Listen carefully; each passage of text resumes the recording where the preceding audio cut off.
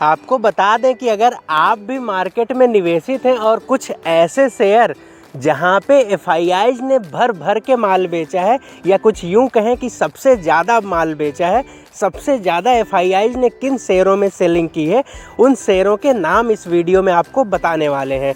तो वीडियो में अंत तक बने रहिएगा। और अगर आपका यहाँ पे निवेश है तो अब आगे आपके लिए क्या क्या समस्याएं हो सकती हैं, सब कुछ जानेंगे इस वीडियो में।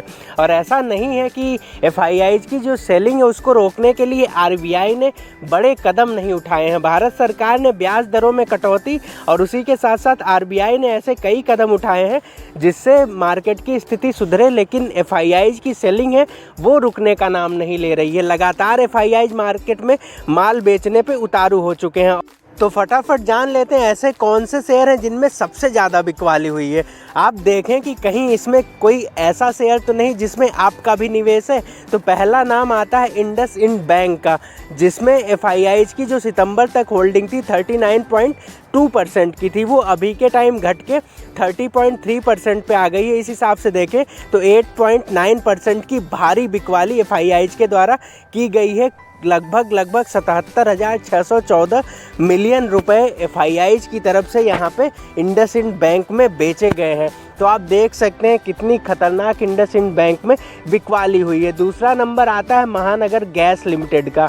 तो महानगर गैस में एफआईआईज की जो हिस्सेदारी थी वो 34.2% की थी, वो अभी के टाइम घट के 25.8% पे आ चुकी है। इस हिसाब से एफआईआईज ने जनवरी फरवरी के आसपास तक लगभग 8.4% तक की सेलिंग कर दी है।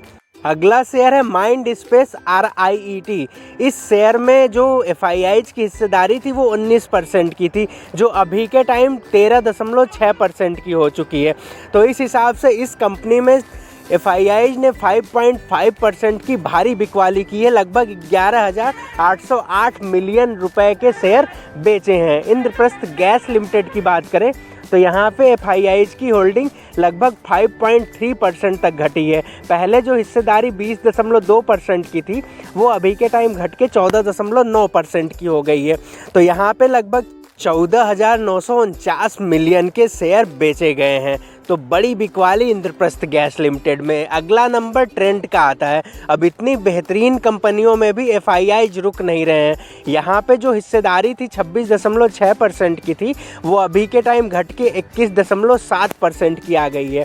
तो ट्रेंट में लगभग 12,596 मिलियन रुपए की बिकवाली की गई है। तो ट्रेंट शेयरों में जितने भी निवेशक हैं, अब आने वाले समय में उनके लिए आगे स्थिति और भी गंभीर होती हुई नज़र आ सकती है।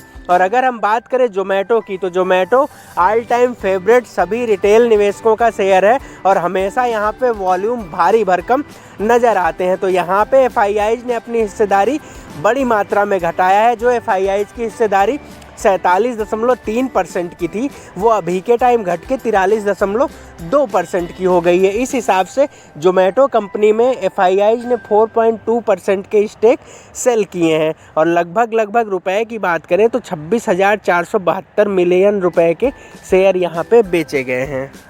अब आने वाले ट्रेडिंग सेशन में समस्या और भी ज़्यादा गंभीर हो सकती है, क्योंकि निफ्टी जो 22,800 का लेवल, एक बेहतरीन लेवल बना हुआ था, उसको भी ब्रेक कर दिया है और अभी के टाइम 22,795 पे निफ्टी की क्लोजिंग हुई है। तो इस हिसाब से आप देख सकते हैं भारी भरकम गिरावट हुई है। अब आने वाले ट्रेडिंग सेशन में अब अगर थोड़ी बहुत ये अब 22,800 का लेवल निफ्टी मेंटेन नहीं करता है तो आने वाले समय में भारी भरकम गिरावट यहाँ से होती हुई नज़र आ सकती है।